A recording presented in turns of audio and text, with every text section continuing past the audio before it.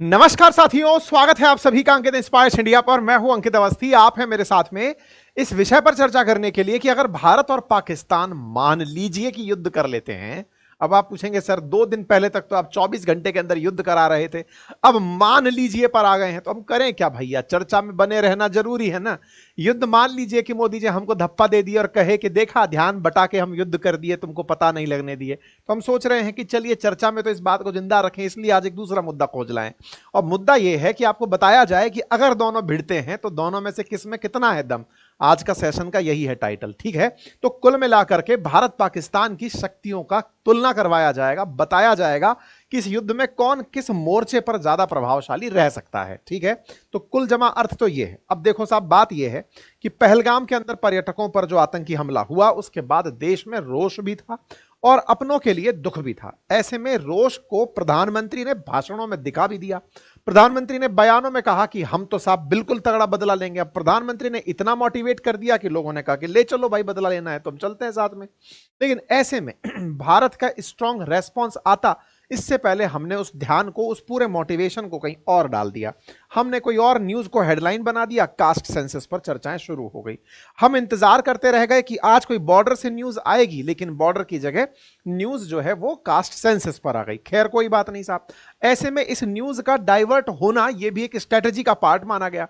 लोगों ने कहा कि मोदी जी नहीं चाहते कि इस आपका जो ध्यान है वो युद्ध पर रहे, इससे परफॉर्मेंस एंजाइटी हो जाती है कि ज्यादा तो उम्मीद नहीं कर लिए कहीं आपसे कि पीओके इसी बार लाना है कि अगली बार लाना है टाइप से। तो इसलिए ध्यान बटाया गया है और ध्यान बटा करके फिर न्यूज चलने लगी कि जितना बड़ा सोच रहे थे उतना बड़ा तो नहीं होगा, लेकिन कुछ होगा जरूर। अब इस तरह का सेंटीमेंट चलने लगा है कि कुछ तो होगा लेकिन इतना बड़ा नहीं होगा, क्योंकि आप लोग जिस तरह से माहौल बना दिए थे उससे देखकर यह लग रहा था कि पाकिस्तान में जाकर ही बैठ जाना है, जैसा ओवैसी साहब कह रहे थे। तो कुल मिलाकर के भारतीयों का मोटिवेशन चरम पे था, लेकिन सरकार को लगा कि यार इतना भी नहीं था, मतलब हम लोग इतना भी नहीं सोचे थे, ये ज्यादा हमसे उम्मीद कर लिए, इसलिए ध्यान को बटा दिया गया होगा। तो खैर तमाम तरह की बातें चलने लगी। आप और हम तो अभी भी इसी उम्मीद पर कायम है। मैं आपके कमेंट बॉक्स देख रहा हूं और आप मेरे सेशन देख रहे हैं। हम लोग इसी उम्मीद में कायम है कि यार इसका इलाज कर दो। हम कोलेटरल डैमेज देखने के लिए तैयार हैं। अर्थव्यवस्था का होगा, हमारा पैसे का नुकसान होगा, जान माल की क्षति होगी, हम में से ही हमारे ही परिवारजन या हमारा ही नंबर पता चले कि उस युद्ध में आ जाएगा, लेकिन देश के लिए अगर आया तो कम से कम कुछ तो काम आएंगे, ये रोज का चक्कल्लस खत्म तो होगा। खैर कोई बात नहीं। इसी बीच में आप और हम बस बातों की बात इस बात की कर रहे हैं कि भैया तैयारियां क्या चल रही हैं, क्या कुछ चल भी रहा है कि मामला सेटल हो गया है, चल क्या रहा है। ऐसे में खबर वही है कि साहब बॉर्डर के आसपास सीज फायर का वायलेशन हो रहा है, एक दूसरे की तरफ बम गोले बरसाए जा रहे हैं। इस बीच में सोशल मीडिया पर लड़ाई अलग छिड़ रही है। आप और हम यूट्यूब पर सुन रहे हैं इस बात को। इधर की तरफ से सरकार जो है वो पाकिस्तान के जो भी इन्फ्लुएंसर्स हैं, नेता हैं, क्रिकेटर हैं, उनके इंस्टाग्राम अकाउंट भी बैन कर दी है। जैसे पहले यूट्यूब चैनल बैन कर दी थी, क्यों? क्योंकि हैं तो अपने ही ना, वो ये यहां से तो निकल कर गए थे, भारत का भी एक ही था, तो बयानवीर वो भी तगड़े हैं। अब बयानों में हम लोग इतना लड़ाई लड़ लिए हैं कि दोनों तरफ की सरकार परेशान हो गई है कि यार ये सोशल मीडिया वाले युद्ध करा के मानेंगे, सीरियसली ले लिए क्या हमारे बयानों को। ऐसे में एक काम करो, इनके बयान बंद करो। तो हो गया ये कि उधर की तरफ से जो इंस्टाग्राम रील बन रही थी, वो लोग जो भड़काऊ बयान दे रहे थे, उन बयानों को रोकते हुए कि भाई रुको, हमारे देश के अंदर तुम्हारा बयान ना आए, इसलिए हमने इंस्टाग्राम हैंडल भी कई बैन मार दिए हैं। अब इन बैन के होने से इनके official YouTube account, channel, Instagram, cricketer Babar Azam, Haris Rauf, Mohammad Rizwan, even Pakistan के प्रधानमंत्री जो हैं उनका भी यूट्यूब चैनल बैन कर दिया गया है, ताकि सरकार जो है इस मामले में पूरी तरह से पाकिस्तान के प्रभाव में भारतीयों को ना आने दे। या यूं कहिए कि हम प्रभाव में तो क्या ही आएंगे, हम हो सकता है कि जुबानी जंग इतनी छेड़ दें कि सरकार पर प्रेशर क्रिएट कर दें कि सर अब तो कर ही दीजिए ना, देखिए वो यूं कह रहा है, वो यूं कह रहा है। तो ऐसे में बोले इसका कंटेंट ही आना बंद कर दो, तो मोटिवेशन कहां से मिलेगा। तो सरकार ने उनका कंटेंट रोक दिया है। चलिए, इस बीच में एक सुर्खी और निकल कर आई। सुर्खी ये थी कि पाकिस्तान ने 2 दिन बाद वाघा बॉर्डर खोल दिया है। अब वाघा बॉर्डर खोल दिया है तो यार क्या सब कुछ ही सामान्य हो गया है क्या? नहीं, भारत काफी सारे लोगों को जो डिपोर्ट करने लगा हुआ है, उन डिपोर्टेशन में कई बार बॉर्डर पर इशू आ रहा था, काफी सारे लोग अटके हुए थे, इसलिए बॉर्डर खोल करके उनको अंदर लिया गया है। तो ये कुछ अपडेट है। पाकिस्तान की क्या तैयारियां चल रही हैं? भाई हमारी जो तैयारियां हैं वो तो आपको पता चल ही गई कि हम क्या तैयारियां कर रहे हैं। पाकिस्तान की भी तैयारियां चल रही हैं। पाकिस्तान इन दिनों मिलने लग रहा है सबसे। शुरुआत जब हुई तो टर्की के पास बैठे हुए थे, उसके बाद मार्को रूबियो को कॉल करके कहे कि सर कहिए ना थोड़ा उनसे कि हम इतना भी थोड़ी नुकसान पहुंचाए हैं कि ये हमारे खिलाफ इस तरह की स्ट्रेटेजी बना रहे हैं। तो इनके मार्को रूबियो ने हमारे विदेश मंत्री को फोन करके कहा अमेरिका वालों ने कि यार देखो झगड़ना नहीं है। इसी बीच में और खबर बनती है कि आज शहबाज शरीफ जाकर के अपने चाइनीज अंकल के पास बैठे और जाकर कहा कि देखो भाई साहब आप तो हमारे साथ होना, पता चले कि हम पर बम गोला फेंक गया, आप हमारे साथ ही नहीं हुए। चाइना वाले भी बेचारे इनकी बात सुने। ग्लोबल टाइम्स ने आज ही की ये सुर्खी साझा करते हुए कहा कि चाइना के जो एम्बेसडर हैं पाकिस्तान में, जिनका नाम है जियांग जोंग, वो जाकर के पाकिस्तान प्रधानमंत्री के साथ मुलाकात किए हैं और दोनों इस तरह से बातचीत कर रहे हैं। मतलब ये देखने वाली बात है कि पाकिस्तान का प्रधानमंत्री चीनी राजदूत के सामने इस तरह रिपोर्ट कर रहा है कि देखो सर आपके लिए मैंने सारी व्यवस्थाएं करी, मैंने आपके लिए पूरा देश बेच दिया, अब आप जो है मेरी रक्षा तो करेंगे ना। उनके बॉडी जेस्चर से देख करके ये लग रहा है कि किस तरह से पाकिस्तान के प्रधानमंत्री जो हैं वो यहाँ के राजदूत को अपनी सारी बातें रिपोर्ट कर रहे हैं। खैर कोई बात नहीं साहब, इन सारी बातों के बीच में एक जबरदस्त सुर्खी और निकल कर आई, उसको जरूर जान लीजिए जिससे आपका थोड़ा सा मन लाइट हो जाएगा, हल्का हो जाएगा। और हल्का इस तरह से हो जाएगा कि भाई साहब पाकिस्तान के समर्थन में बांग्लादेश के अंदर मोहम्मद यूनुस के एक बहुत करीबी ने एक बयान दे दिया है। और बयान ऐसा है कि बांग्लादेशियों का पाकिस्तान प्रेम जाग उठा है, वैसी फीलिंग आ रही है। कैसी?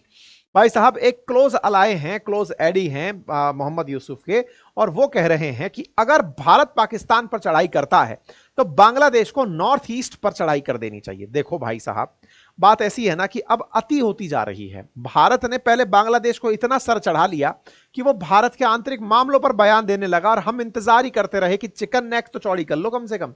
भारत बांग्लादेश के केस में ना तो चिकन नेक चौड़ी किया और ना ही उनका इलाज किया बांग्लादेश वालों का कि इनका इलाज किया जाए। हमको तो आदत हो गई है कि भारत के लोग कुछ ही दिनों में सब भूल ही जाते हैं, तो ऐसे में हम भूल गए। लेकिन ये बांग्लादेशी हैं कि इनका दुस्साहस लगातार बढ़ता जा रहा है। आज तो हद ये इस बात पर हो गई कि साहब नॉर्थ ईस्ट के ऊपर हमला करवा दो अगर भारत पाकिस्तान पर हमला करता है। मतलब समझ रहे हैं, इतने दिन से जो हम कह रहे थे कि इनका नजर पूरी तरह से बना हुआ है चिकन नेक के ऊपर कि भारत के पूर्वोत्तर को किस तरह से शेष भारत से अलग किया जाए, बांग्लादेशी नजर बनाए हुए हैं। और यही कारण है कि आज ये सुर्खी बनी हुई है कि बांग्लादेश में चर्चाएं छिड़ रही हैं कि हम पाकिस्तान का साथ कैसे दे सकते हैं, क्योंकि पुराने रूप से तो ये पाकिस्तानी ही है ना। तो कुल मिलाकर के इस तरह की बातें चल रही हैं और इसके पीछे का बड़ा रीजन है इन लोगों का हाल ही में प्रेम जाग जाना। बिल्कुल बिछड़े हुए, मेले में बिछड़े हुए हम आकर आज यूं मिले, कुछ वैसी तस्वीरों का आना। क्योंकि शहबाज शरीफ और ये जब मिले थे तो इस तरह मिले थे कि जैसे ना जाने कितने दिन से भारत ने इनको अलग कराया हुआ था। ये तो फिर भी ठीक तरीके से हंस पा रहे थे, लेकिन ये बेचारा जैसे पान खा करके अपना दिमाग मुंह खराब कर लिया हो, जबड़ा जो है खराब हो चुका था, हंसी बड़ा दबा के हंस रहा था। और इस पर ही एक लाइटर नोट है और वो ये है कि हंसने में दांतों का बड़ा योगदान होता है। और इस दांतों के योगदान के लिए ही आज हमारे जो इस वीडियो के स्पॉन्सर हैं टूथसी, उन्होंने इस पर एक बहुत अच्छा आइडिया दिया है कि दांत अगर किसी के भी ऐसे हों कि आप हंस नहीं पा रहे हो तो कम से कम अलाइनर लगा लिए होते। तो हम तो उनसे कहे हैं कि इनको अपना टूथसी का एक डब्बा भिजवा दो। एनीवे, टूथसी की तरफ से एक रिकमेंडेशन है जिसका हमने भी उपयोग किया, मैंने उपयोग किया हुआ था, जिसमें होता यह है कि अगर आपके दांत थोड़े भी टेढ़े मेढ़े हैं, दांतों में कैविटी है, गैप, दांत टेढ़े मेढ़े हैं, दांतों में गैप है, अगर आप ब्रेसेस लगाते हैं दांतों में तो दांत ठीक किए जाते हैं। ब्रेसेस का मतलब वो तार बांध करके दांतों को सही करने वाला जो तरीका होता था।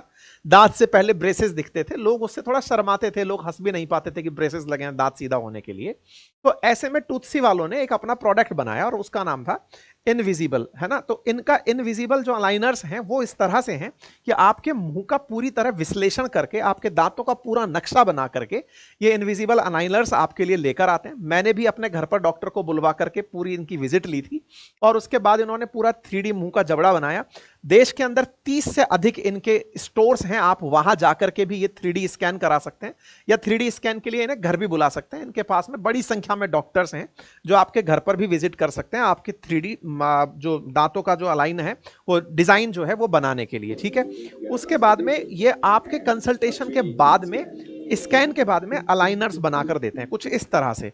एक डब्बा आपके घर पर आकर पहुंचता है, ये डब्बा मेरे पास आकर के पहुंचा और इस डब्बे के अंदर आता है आप लोगों के लिए एक इस तरह का बॉक्स, और उस बॉक्स के अंदर आपके पास इस तरह के इनविजिबल अलाइनर्स रखे आते हैं। और वो इस तरह से अलाइनर्स होते हैं जिन्हें आप अपने मुंह में लगा करके रह सकते हैं। और जब आप मुंह में लगा कर रखते हैं तो कुछ समय के भीतर लगभग 6 से 8 महीने के अंदर आपके दांत जो है वो पूरी तरह अलाइन हो जाते हैं। जैसे मैंने भी अपने दांतों में इसका उपयोग किया। होता यह है ना कि दांतों के अंदर अगर थोड़ा सा भी ओरिएंटेशन गड़बड़ हो रहा है तो धीरे धीरे आपका खाना वहां जमा होने लगता है और उसकी वजह से दांतों के अंदर कैविटी का बनना, दांत खराब होना, ये सारी चीजें होने लगती हैं। तो अगर आप लॉन्ग रन में अपने दांतों को सही रखना चाहते हैं तो इन इनविजिबल अलाइनर्स का उपयोग कर सकते हैं, जैसे मैंने यहां पर किया है। आप भी कर सकते हैं। इसके लिए लिंक कमेंट बॉक्स में दिया हुआ है। अगर आप उनका फ्री 3D विजिट लेना चाहते हैं, अपने दांतों का अलाइनमेंट कराना चाहते हैं, तो इन इनविजिबल अलाइनर्स का उपयोग कर सकते हैं। ठीक है, चलिए तो इनकी हंसी के बाद में अब इनके साथ साथ कुछ तथ्यात्मक बातें भी कर ली जाएं। तथ्यात्मक बातें कुछ यूं हैं कि भारत और पाकिस्तान के शक्ति परीक्षण में अगर युद्ध होता है तो ऐसे में कन्फ्लिक्ट सिनेरियो में कौन कौन कहां खड़ा है। तो देखो, भारत पाकिस्तान के बारे में मैंने कल भी बताया था, ऑपरेशन पराक्रम के बारे में मैंने बताया था कि किस तरह से भारत पाकिस्तान पहले भी संसद हमले के समय एक दूसरे के आमने सामने आकर खड़े हो गए थे। जब ये लोग आकर खड़े हुए थे उस समय भी दुनिया भर का दबाव भारत पे रहा और हम पीछे हट लिए कि सर अब युद्ध नहीं करेंगे, हम पीछे हो गए वापस। अब कुछ वैसी ही स्थितियां फिर से बन रही हैं। लोग ये कहना शुरू कर दिए कि युद्ध तो होगा लेकिन ऐसा वाला नहीं होगा कि हम ज्यादा ओवर एक्सपेक्ट कर लें, एलओसी के आसपास कुछ हो जाएगा। या फिर कुछ एक मत ये दे रहे हैं कि नहीं, हम जो भी करेंगे उनको नहीं बताना चाहते कि कब करेंगे, क्योंकि हमने सेना से कहा है कि वो डिसाइड करें कि वो किस तरह से इस घटना को अंजाम देना चाहती हैं। जो भी हो, हम थोड़ा थोड़ा सा इन सब के बारे में जान लेते हैं कि हमारी तैयारियां चल कैसी रही हैं। तैयारियों के नाम पर भारत ने एलओसी पर बड़ी संख्या में सैनिकों को तैनात किया हुआ है। गश्त और निगरानी बढ़ाई हुई है। रडार, ड्रोन, सैटेलाइट लगातार निगरानी कर रहे हैं। इसी बीच में एक सुर्खी कल निकल कर आती है और वो सुर्खी आज के इस वॉर के टाइम में बहुत बड़ी सुर्खी है। सुर्खी ये है कि 23 मई तक भारत ने अपने ऊपर से नोटम जारी कर रखा है कि हमारे ऊपर से कोई भी हवाई जहाज उड़कर पाकिस्तान की तरफ से नहीं आएगा। इसका मतलब 23 तारीख तक के लिए हमने एक टाइम लिया हुआ है। तो अगर कोई पूछे कि साहब कब तक युद्ध हो सकता है, तो आदेश तो 23 तारीख तक का है, यानी 23 मई तक। अब 23 मई तक का इंतजार करिए, नंबर 1। नंबर दूसरा, ऐसा हमने क्या किया हुआ है, हमने अपने स्तर पर एडवांस जैमिंग सिस्टम जो है ना वो वेस्टर्न बॉर्डर्स पर लगा दिए हैं। अब ये एडवांस जैमिंग सिस्टम क्या है, देखो क्या होता है जब भी कोई फाइटर जेट उड़ रहा होता है तो उसे ग्राउंड की लोकेशन लेने के लिए रडार से संदेश लेने होते हैं, और जो ग्लोबल पोजीशनिंग सिस्टम है जीपीएस, या फिर जैसे चाइना वालों का बाइडू, इनसे सारे के सारे कोऑर्डिनेट्स लिए जाते हैं कि किस कोऑर्डिनेट पर क्या चीज प्रेजेंट है, जहां जाके गोला फेंकना है। तो इन सब के लिए रेडिएशंस जरूरी होती हैं। रेडिएशंस को ही अगर रोक दिया जाए तो वो फाइटर जेट्स यूजलेस हो जाते हैं। तो हमने अपने पश्चिमी बॉर्डर्स पर एडवांस जैमिंग सिस्टम डिप्लॉय कर दिए हैं ताकि रडार की रीच जो है वो फाइटर जेट तक हो ही ना पाए। तो पाकिस्तान की सेना अगर अपने रडार्स के थ्रू अपने फाइटर जेट्स को भारत में भेजकर संदेश भेज रही हो तो ऐसे में हम उनको रडार को जैम कर देंगे ताकि उनकी जानकारी, भारत की क्षेत्रीय जानकारी, उन फाइटर जेट्स तक ना पहुंचे। तो हम लोग अभी भी तैयारी में हैं और ऐसे में 30 अप्रैल यानी परसों ही हमने ये नोटम जारी किया है। दैट मीन्स अगेन ये ध्यान से देखने वाली बात है कि परसों से अगले 23 तारीख के बीच में भारत ने मतलब अपने हवाई क्षेत्र के लिए संदेश जारी कर रखा है कि कोई यहां आए और बाई चांस हमसे गोला चल जाए तो पहले से तैयार रहना। इसके साथ साथ हमने अपने चाहे लड़ाकू विमान हो, टैंक हो, पिनाका मिसाइल सिस्टम हो, इन सभी तरह की चीजों को सेना के साथ तैयार किया हुआ है। तेजस फाइटर जेट हो, ब्रह्मोस मिसाइल हो, AK-203 राइफल्स हो, इन सबके उपयोग की तैयारियां पूरी तरह से चल रही हैं। इस बात को हमारी सेनाएं बता भी रही हैं। आर्मी हो, फिर चाहे नेवी हो, फिर चाहे एयरफोर्स हो, सब अपने अपने स्तर पर अपडेट दे रहे हैं कि हम तैयार हैं, हम तैयार हैं, अब आदेश दे दो। अब ये सब हम जो रिहर्सल कर करके दिखा रहे हैं, जब सेना अध्यक्षों को कह दिया गया है कि जाओ और जाकर के गोले चलाओ, तो रिहर्सल दिखाने की आवश्यकता हम लोगों के अंदर मोटिवेशन के लिए आवश्यक नहीं है। कर दो तो दिखा देना, क्योंकि हमारे पास संसाधन है। दुश्मन को हमारे संसाधन कम से कम पता हो और उनका शक्ति परीक्षण कम से कम पता हो तो हमारी युद्ध में विजय और ज्यादा हो जाती है। हमें उन्हें मनोरूप से नहीं हराना है, हमें उन्हें फील्ड पे हराना है। उनको हमको धमका धमका के नहीं मार देना है ना। तो हम उनको रियल में फाइट देना अगर चाहते हैं तो इसका पूरी तरह से शक्ति का उपयोग भी कर लिया जाए। इसी बीच में आज एक बड़ी सुर्खी दिन भर ट्रेंडिंग करती रही और वो ये है, आपको याद हो तो पिछली बार जब 1971 का वॉर हुआ था तो पाकिस्तान ने भारत पर पहले हमला बोला था और उसके फाइटर जेट्स देश के अंदर तक घुस आए थे। कहते हैं कि आगरा तक फाइटर जेट्स की रीच हो गई थी। कुछ मूवीज भी बनी है जिसमें दिखाया गया कि पाकिस्तान ने किस तरह से भारत की जो एयर स्ट्रिप्स थी, जहां से भारत के फाइटर जेट टेक ऑफ और लैंडिंग करते, उनको निशाना बनाया गया था, ताकि उस जगह को ही खत्म कर दिया जाए, ताकि हमारे फाइटर जेट्स ना तो टेक ऑफ कर पाए ना लैंड कर पाए, और ऐसे में वो एज ले जाएं। इस पर फिल्म भी बनी है, काफी सारी आपने देखी हो। ऐसे में भारतीय एयरफोर्स ने जो एक्सप्रेस हाईवेज हैं, अच्छा आपको ज्ञात होना चाहिए कि भारत में जो एक्सप्रेस हाईवेज बनाए गए हैं उनमें इस बात को ध्यान रखा गया है कि उनके कुछ कुछ ऐसे स्पैन क्रिएट किए गए हैं जिन्हें फाइटर जेट्स के लिए रनवे के रूप में यूज किया जा सकता है। ऐसे ही आज गंगा एक्सप्रेस हाईवे जो है भारत के अंदर, उस पर शाहजहांपुर के नजदीक भारतीय सेना ने अपने फाइटर जेट्स का टेक ऑफ टचडाउन करवाया था। तो ये जो पूरा प्रोसेस था ये कैमरे में कुछ इस तरह से कैद भी हुआ। भारतीय वायुसेना ने टेक ऑफ और लैंडिंग का अभ्यास हाईवे पर किया है। तो ऐसे में वायुसेना का जो ये प्रयास था, जिसके अंदर मतलब बड़े सारे फाइटर जेट्स को उतार करके टेक ऑफ टचडाउन ये सब करवाया गया, तो ये तैयारियां हैं कि अगर युद्ध के समय पर हमारे एयर स्ट्रिप्स को अगर नुकसान होता है तो हमारे पास ऑल्टरनेट क्या क्या है। ऐसे में हम ये सारी तैयारियां तो कर ही रहे हैं, साथ ही साथ डिप्लोमेटिक स्तर पर भी हमारी तैयारियां पूरी तरह चल रही हैं और लोगों के पास भी पूरी तरह से हम अपनी तरफ से अपडेट करते फिर रहे हैं। हमने अपनी तरफ से विदेशियों को भी बता दिया कि देखो हम पूरी तैयारी कर रहे हैं। अब तो उम्मीद इस बात की कि भैया जो करना है तेजी से करो, बंकर वंकर सब तैयार हो गए हैं।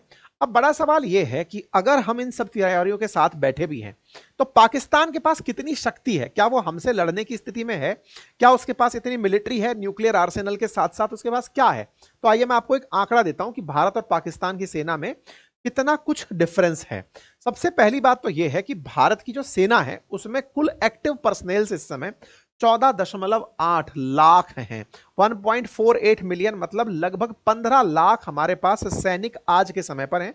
पाकिस्तान में यह संख्या 6,60,000 है। तो पहली बात तो यह कि हमारे पास 2.5 गुना ज्यादा एक्टिव सेना के पर्सनल्स हैं, जिनमें हमारी आर्मी साढ़े 12 लाख रखती है, तो इनके यहां 5.5 लाख रखती है। ऐसे ही यहां की नेवी जो भारत की है उसमें 75,000, तो यहां की नेवी में 30,000। इनके एयरफोर्स में, भारत के एयरफोर्स में 1.5 लाख सैनिक, तो इनके यहां 70,000। तो हर जगह लगभग डबल का नंबर, डबल से 2.5 गुने का नंबर भारत के पास है। ऐसे में भारत स्ट्रेंथ के हिसाब से, सक्रिय सैनिकों के हिसाब से काफी ऊपर तक है। ऐसे में बात अगर रिजर्व बलों की हो तो भारत के पास भी रिजर्व फोर्सेस, यानी इनके पीछे से आकर के लड़ने वाले जो लोग हैं उनकी संख्या भी बड़ी नंबर में उपस्थित है। बात की जाए हमारे पास आधुनिक वेपन्स की, तो वेपन के केस में खरीदने के लिए अति आवश्यक होता है धन, कि जैसे भारत ने अभी राफेल परचेज किए। ऐसे में पैसे का उपयोग करना भारत के इन्वेस्टमेंट के पर्सपेक्टिव से तो है ही कि हम रक्षा क्षेत्र में निवेश कर रहे हैं, लेकिन डिफेंस की जरूरतें भी पूरी करवाता है। ऐसे में भारत का जो रक्षा बजट है वो पाकिस्तान से लगभग 9 गुना अधिक है। भारत के पास 86 बिलियन यूएस डॉलर का बजट था इस साल जो हमने खर्च किया, इन्होंने 10 बिलियन डॉलर ही खर्च किया। और ये हम नहीं कहते, ये SIPRI, Stockholm institute of Peace Research जो है उसके द्वारा ये जानकारी जुटाकर दी गई कि भारत दुनिया में टॉप खर्च करने वाले देशों में है, टॉप 5 देशों में शुमार है जो सेना पर इतना खर्च करता है। तो ऑब्वियस ही बात है, जब पाकिस्तान से 9 गुना अधिक हम खर्च कर रहे हैं तो निश्चित ही उससे कुछ तो विकसित कर ही रहे होंगे। तो भारत पाकिस्तान से उस मायने में भी आगे है। अब सवाल आता है कि हमारे पास जो आर्मर्ड व्हीकल्स हैं या मैकेनाइज्ड फोर्सेस हैं उनका क्या अपडेट है। तो भारत के पास ना हर चीज लगभग डबल है। जैसे 4200 के आसपास हमारे पास टैंक हैं, इनके पास 2600 के आसपास टैंक हैं। ऐसे ही साथ हमारे T-90 जो भीष्म, जो अर्जुन टैंक्स हैं, उस तरह से इनके पास में उसकी संख्या में भी बड़ी कमी है। ऐसे ही एयर और नेवल के केस में अगर हम बात करें तो इंडिया के अंदर जो फ्लीट है वो 730 कॉम्बैट रेडी एयरक्राफ्ट की है, जिसके अंदर फाइटर के अंदर राफेल जेट भी शामिल है। वहीं पाकिस्तान के पास इसका नंबर 452 ही है। ऐसे ही इंडियन नेवी जो है वो इनसे काफी ज्यादा कंपैरेटिवली आगे है। उसका मैं कंपैरिजन आपको यहां दिखाता हूं। बात हो आर्टिलरी की, जिसमें तोप गोले आते हैं, उसके अंदर भारत लगभग 10,000 के आसपास आर्टिलरी की तोपें रखता है, ये लगभग 4600 के आसपास रखते हैं। बैटल टैंक की बात हो तो भारत के पास पाकिस्तान से लगभग 1.5 गुना अधिक हैं। ऐसे ही कॉम्बैट कैपेबल, यानी युद्ध में काम आने वाले फाइटर जेट्स की संख्या भी हमारे पास इनसे लगभग 1.5 गुना अधिक है। यानी पाकिस्तान से भारत हर नंबर में आगे है। वॉर हेड्स की बात हो, मिसाइल्स की बात हो, तो हमारे पास न्यूक्लियर आर्सेनल्स में अगर बात की जाए तो भारत के पास 172 न्यूक्लियर वेपन है, पाकिस्तान के पास 170 न्यूक्लियर वेपन है, मतलब बम है। साथ ही साथ सबमरीन की बात हो तो भारत के पास 16 सबमरीन है, इनके पास 8 सबमरीन हैं एयरक्राफ्ट कैरियर की। जिस तरह से भारत पानी के अंदर से भी अपने फाइटर जेट्स को उड़ा सकता है, पानी के सतह पर खड़ा करके फाइटर जेट्स को उड़ा सकता है, इनके पास वैसी फैसिलिटी नहीं है। इसी वजह से इंडियन नेवी पर ज्यादा फोकस किया जा रहा है। माना जा रहा है कराची, ग्वादार, ये वाले जो क्षेत्र हैं, यहां पर भारतीय नेवी पूरी तरह से ब्लॉकेड कनेक्ट क्रिएट कर देगी। और इसी कारण से पाकिस्तान ने ग्वादार से, कराची से काफी कुछ हटा लिया है कि यहां पर हमले हो सकते हैं, क्योंकि हमारे पास एयरक्राफ्ट कैरियर जो पानी में खड़ा होकर वहीं से डिसीजन लेकर के तुरंत चला आएगा, इनके पास ऐसा कुछ भी नहीं है। साथ ही साथ डेस्ट्रॉयर हमारे पास 11 हैं, फ्रिगेट्स हमारे पास 16 हैं, इनके पास फ्रिगेट्स की संख्या 10 है। यानी कि जो अरब सागर के अंदर कराची के सामने वाला जो पानी है, उसमें युद्ध करने के लिए भारत के पास काफी बड़ा लवाजमा है। पाकिस्तान को पूरी तरह से हम लोग पानी में ब्लॉक करके छोड़ सकते हैं। ऐसे में देखने वाली बात यह है कि भारत इतने सारे रिसोर्सेज के साथ, और ये सारे रिसोर्सेज जो है हमने आपके सामने रॉयटर्स से रखे हैं। इतना ही नहीं, भारत के पास अगर मिसाइल्स की बात की जाए तो भारत के पास सबसे दूर तक जाने वाली मिसाइल में अग्नि 5 है, जो 5000 किलोमीटर तक, इसे हम इंटरकॉन्टिनेंटल मिसाइल के अंदर भी कंसीडर करते हैं। पाकिस्तान के पास सबसे दूर तक जाने वाली मिसाइल शाहीन 3 है, जो कि 2700 किलोमीटर तक जाती है। तो अगर हम बात करें तो भारत पाकिस्तान की तुलना में भारत के पास सब चीज ज्यादा है। लेकिन कुछ कमेंट्स हमारे पास लिखे आ रहे हैं और वो ये हैं कि सर इनका फायदा भी क्या है, हमारे पास इतना कुछ होते हुए भी अगर हम इसका उपयोग ही नहीं कर रहे तो इसका क्या फायदा। देखिए, शक्ति संतुलन के केस में एक लाइन कही जाती है कि आपके पास इतना सामर्थ्य हो कि कोई आपसे युद्ध करने से पहले डरे। चाइना ने भले ही कोई बड़ा युद्ध ना लड़ा हो, लेकिन लगातार वो अपनी सेना पर जो पैसे खर्च कर रहा है, उसका उद्देश्य यही है कि उसकी सेना की ताकत को देखकर ही आप युद्ध में मत उतरना, क्योंकि उसने इतनी सेना विकसित कर ली है।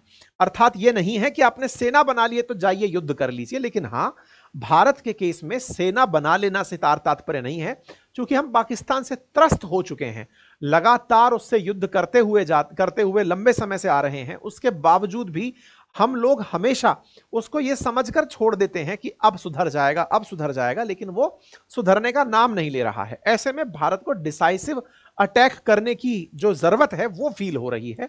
देखने वाली बात यह है कि भारत की तरफ से इन पर कैसा अटैक संभव है।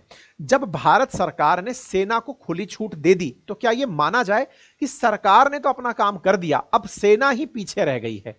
यह बिल्कुल वैसे ही है जैसे सेना युद्ध की तैयारियों का एक समय लेती है। तो ऐसे में क्या सेना अभी अपनी तैयारियों में इतनी भी तैयार नहीं थी कि अगर दुश्मन हमारे ऊपर हमला करे तो हम उसके ऊपर रिटेलिएट करने की स्थिति में हो? क्योंकि सेना को मिली छूट के दिन अब 3 बीत चुके हैं। इसके बावजूद भी सेना अगर तैयारी में टाइम ले रही है तो हम हमेशा एवर रेडी वाली स्थिति में क्यों नहीं रहते, यह बात भी समझने की है। क्योंकि युद्ध हम पर थोपा जाए या युद्ध हम करें, दोनों ही स्थिति में हमें युद्ध के लिए तैयार रहना होता है। तो ये सेना की तैयारियों पर सरकार ने जो पासा फेंका है कि सेना को हमने बोल दिया अब वो तैयार हो तो युद्ध पे जाएं।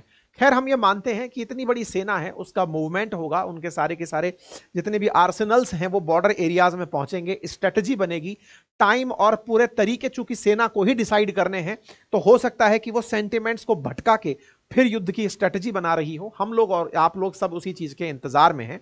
इसी बीच में भारत ने अपनी तरफ से आईएमएफ से कहा है कि पाकिस्तान को दिए जाने वाले लोन पर फिर से आप विचार करें, क्योंकि ये आतंकियों पर इस पैसे को खर्च करते हैं। तो देखना होगा आईएमएफ इस बात को कितना कंसीडर करता है। इसी के साथ साथ अभी के लिए इतना ही। बाकी अगर आप में से कोई भी साथी टूथसी से यदि आप चाहते हैं कि आप अपने लिए अलाइनर्स बनवाएं, तो ये इनविजिबल अलाइनर्स जो हैं वो टूथसी आपके लिए बनाकर भेजता है। पहले आपके दांतों का प्रॉपर स्कैन करवाया जाएगा, उसके लिए लिंक कमेंट बॉक्स में दिया गया है, वो फ्री ऑफ कॉस्ट है, आप उसको जाकर के एक्सेस कर सकते हैं और अपने लिए घर पर कुछ इस तरह से आपके दांतों के लिए प्रॉपर इनविजिबल अलाइनर्स को मंगवा सकते हैं। ठीक है, देश भर में इनकी 30 से अधिक सेंटर्स भी हैं जहां जाकर के आप प्रॉपर वहां जाकर के भी चेकअप करवा सकते हैं। फिलहाल के लिए इतना ही। जानकारी पसंद आई हो तो अपने साथियों से अवश्य साझा कीजिएगा। चैनल पर नए हैं तो चैनल को सब्सक्राइब कर लीजिएगा। और इस तो जी दोस्तों, वीडियो ही ख़त्म। काफ़ी इंटरेस्टिंग और थोड़ी सी लेंथी वीडियो थी। जो अपना अंकित सर है वो भी यहाँ पर आ गए हैं। पहले तो कहते थे कि 24 घंटे में हमला हो जाना, लेकिन आज कह रहे हैं कि मतलब हमला होगा, अगर होता है तो नहीं होता। तो ये तो एक वो नूरा कुश्ती वाली बात ही है, मतलब कि हमला उमला को नहीं होना, अगर होना तो बड़ा महदूद पैमाने पर है। मतलब ना वाकई मैं अंकित सर की इस बात से सहमत हूँ, मानता हूँ कि लोगों में हाइप, हमले की हाइप बहुत बढ़ गई थी कि लोग मतलब यूँ समझ रहे थे, खास करके इंडियन अंकित सर के खास करके इंडियन ये समझ रहे थे कि हमने जाकर पाकिस्तान को फतह कर लेना, इस तरह की मतलब सोच आ रही थी। ये सभी बैलेंस है भाई। मेरा एक क्वेश्चन है यहाँ पर, why did not India attack on Pakistan, ये सभी इंडियन भाइयों के लिए क्वेश्चन है। तो I have very clear answer for specially Indians and Indian army and Indian government, because Pakistan army is very powerful and seventh largest and powerful army in the world. तो और मैं ये भी समझता हूँ कि जो इंडियन आर्मी है ना इस वक्त वो पाकिस्तान के साथ एंगेज नहीं होगी, ये वॉर नहीं होगी। मुझे अब जो सिचुएशन जो क्रिएट होती हुई दिख रही है, मुझे लग रहा है कि पाकिस्तान के साथ वो नहीं लड़ेंगे। उनको पता है अगर पाकिस्तान के साथ वॉर स्टार्ट होती है तो उनको 3 साइड पर वॉर जो है वो फेस करना पड़ेगा। तो जिस बांग्लादेश, चाइना और पाकिस्तान है, तो इंडिया कभी भी 3 साइड पे जो है वो वॉर नहीं बर्दाश्त कर सकता। चले बांग्लादेश की तरफ से तो उनकी जो मिलिट्री है, उनकी जो पावर है वो इतनी ज़्यादा नहीं है, मतलब नॉर्मल सी आदमी है। लेकिन चाइना, स्पेशली चाइना और पाकिस्तान के साथ, दोनों कंट्री के साथ वो मैं कहता हूँ कि लड़े तो नहीं जीत सकता। तो इनको ये देखना चाहिए, इनको सोचना चाहिए सभी के लिहाज से, मतलब कि अपने खाली यूट्यूब पर बैठकर या बाकी मेन स्ट्रीम मीडिया पर बैठकर ये बातें करना कि वहाँ पर तो डर का माहौल है, वहाँ पर तो लोग घबरा रहे हैं, तो ये खाली बातें हैं। और सबसे बड़ी जो उन्होंने ये रीज़न बताई है जो चैनल बैन होने की अंकित भाई ने, तो उन्होंने ये कहा वाकई ये मुझे लगता है कि एक वायलेंट रीज़न है ये, कि मतलब कि मैं सोशल मीडिया के जरिए जो है इससे ज़्यादा एक जो है ना जंग को एक मतलब कि ज़्यादा हो रहा है कि एक तरफ से एक दूसरी दोनों कंट्रियों से लोग जो हैं वो ज़्यादा भड़का रहे हैं। अगर वॉर ना भी हो लेकिन इस सूरत में ज़्यादा होगी। वो हम जैसे हम कह रहे हैं कि पाकिस्तान पावरफुल है और इंडिया जो है वो इस इतना कैपेबल नहीं है कि पाकिस्तान के साथ लड़े, तो इस तरह मतलब कि वहाँ पर एक जोश आता है, वहाँ की जो आवाम में जोश आएगा तो जाहिर बात अपनी गवर्नमेंट से भी सवाल करेंगे। अच्छा, सेम इसी तरह पाकिस्तान में, तो मुझे अब लगता है कि ये जो इंडियन गवर्नमेंट ने किया है ये एक लिहाज से अगर मैं देखूँ तो इन्होंने। अच्छा अंकित सर की मुझे ये बात थोड़ी सी अजीब लगी है जब उन्होंने कहा है कि जो पाकिस्तान के प्राइम मिनिस्टर हैं वो जा रहे हैं तुर्की में भी उन्होंने विजिट किया, उसके बाद वो चाइना भी गए, चाइना के जो कह लें कि प्राइम मिनिस्टर उनसे भी मुलाकात की। इसके अलावा वो भाई बांग्लादेश के जो हैं यूनस उनके पास भी गए और उनकी हंसी का भी बताया कि पाकिस्तान का जो प्राइम मिनिस्टर है वो थोड़ा सा ज़्यादा हंस रहा है और जो यूनस है बांग्लादेश का प्राइम मिनिस्टर वो थोड़ा सा काम जैसे पान वगैरह उसने खाया हो। तो उसने और भी डिस्कस किया, बताया कि भाई दोनों जो है बिछड़े भाइयों की तरह मिल रहे हैं और इंडिया ने इनको दूर कर दिया था। तो मुझे भी ऐसे ही लग रहा था जैसे करण और अर्जुन दोनों भाई काफी टाइम बाद मिल रहे हैं, दोनों की सेम सिचुएशन थी, सेम सूरत हाल थी। एक करण बना हुआ है और दूसरा अर्जुन बना हुआ है और काफी समय बाद जो है ना दोनों इकट्ठे हुए हैं। तो शहबाज शरीफ तो मैं कहता हूँ कि थोड़ा सा ओवर हो रहे थे और बाकी जो थे दांतों की वजह से शायद उनकी हंसी जो है वो पूरी शो नहीं हो रही थी, लेकिन वो भी हंस रहे थे कहीं के। और दूसरी बात अगर मैं करूँ ना तो ये थोड़ी सी अंकित सर की बात गलत उन्होंने की है। ये भी हो सकता है आपका पॉइंट ऑफ व्यू ये था कि भाई वो अमेरिका के जरिए, चाइना के जरिए, तुर्की के जरिए या बांग्लादेश के जरिए ये शो कर रहे थे कि भाई हमारी मदद करो, इंडिया हमसे लड़ने वाला है। हो सकता है आपका पॉइंट ये भी ठीक हो, लेकिन मेरी ये राय है कि हो सकता है वो इस वजह से गए हों कि यार कोई थोड़े से पैसे दे दो, हो सकता है हमारी इंडिया के साथ जंग चल जाए, जंग हो जाए तो हमें थोड़े से पैसे दे दो। चाइना के पास गए हो, तुर्की के पास गए हो, उसके बाद बांग्लादेश के पास गए हो कि हमें थोड़े से पैसे चाहिए, हो सकता है किसी वक्त भी जो जंग है वो हमारी शुरू हो सकती है, तो कम से कम हम कुछ दिन जो है मुकाबला कर सकें। ये भी सूरत हाल हो सकती है और ये भी हो सकता है कि भाई वो उनसे कुछ दूसरे तरीके से, यानी कि साजो सामान के हिसाब से तुर्की से वो ड्रोन के सिलसिले में गए हो कि आप हमारे असले के हिसाब से थोड़ी सी हेल्प कर दें, और चाइना के पास गए हो कि आप हमें कोई मिसाइल वगैरह, हालांकि चाइना ने PL मिसाइल मेरे ख्याल में J-10 जो है उसमें जो इस्तेमाल होते हैं वो उन्होंने ऑलरेडी दे दिए हैं। हो सकता है इसके अलावा भी उन्होंने और कुछ चीज़ें मांगी हो, ये नहीं है कि वो यही हेल्प लेने गए हो कि भाई आप इंडिया को समझाएं। अमेरिका को जो बात बोली है वो समझ में आती कि वाकई अमेरिका की बात जो है इंडिया जो है उसको समझा सकता है, इंडिया को वो अमेरिका समझा सकता है, तो ये बात समझ में आती है। बाकी दूसरे मुल्कों के पास वो गया है ना, तो ये नहीं है, उसकी काफ़ी रीजंस भी हो सकती है। और मुझे जो सबसे वैलिड लगी है वो यही है कि भाई पैसा वगैरह अच्छा, के लिए मायर भी है। मेन मुद्दा तो था ना इस वीडियो में कंपैरिजन हमारी फिजाइया का, नेवी का, उसके बाद हमारे जो थे मिसाइल्स का, तो वो तो हमें तादाद के लिहाज से, टेक्नोलॉजी के लिहाज से कहीं भी हम इंडिया के सामने टिक नहीं सकते। उसकी एक वजह भी है ना भाई, कहीं भी वो उसकी आबादी आप देख लें, इस मुल्क की आबादी देख लें, आबादी भाई मुल्क जिस हिसाब से मुल्क बड़ा होगा उस हिसाब से वो अपना दिफा जो है, अपना बजट जो है वो ज्यादा रखेंगे।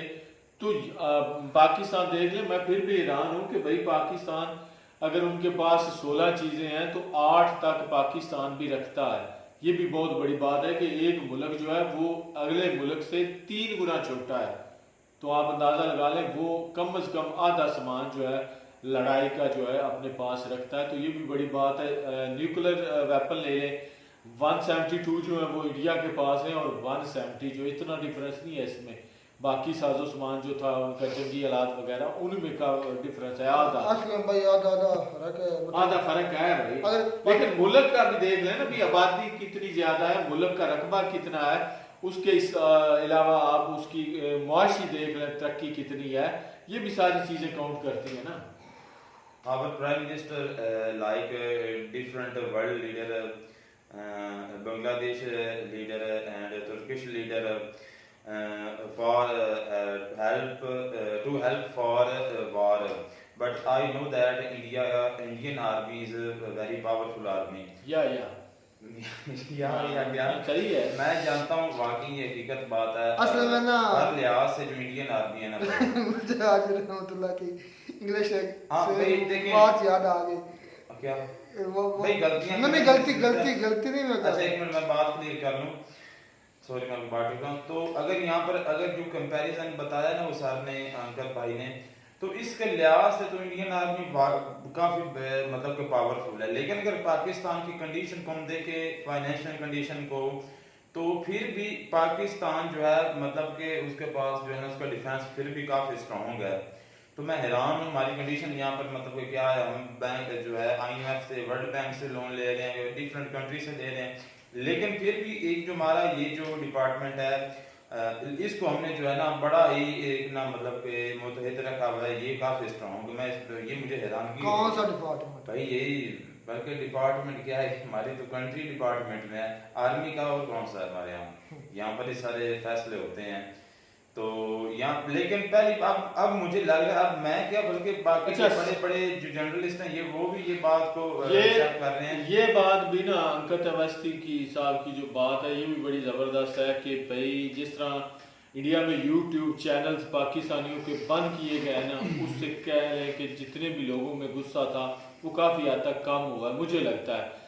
क्योंकि YouTube चैनल हमारे जितने भी थे वो ज़्यादातर लोगों से पूछते थे और हमारी लोगों की राय यही होती थी कि भाई जिस तरह TikTok है, YouTube है और बाकी सोशल मीडिया जो है उस पर हमारे जो लोग हैं वो बढ़ा चढ़ा कर भी बात करते हैं। तो इन चीज़ों को देखकर जो इंडिया की आवाम है उसमें और ज़्यादा गुस्सा जो है ना वो आता है। तो बैन होने की वजह से वो हाइप जो है ना कहीं मैं कहता हूँ उसमें कमी आएगी। तो ये एक चीज़ जो है ना मुझे इस अंकित सर का ये पॉइंट जो है ना बड़ा वैलिड लगा और बनता भी है। पहले जितने भी बैन्स हुए हैं तो जितनी भी वीडियोस देखी उसमें कह लें कि कोई वैलिड पॉइंट या कोई ठोस बात जो है ना वो दिखने को नहीं मिली जो इस वीडियो में दिखने को मिली। मिलते नहीं, गॉड ब्लेस यू।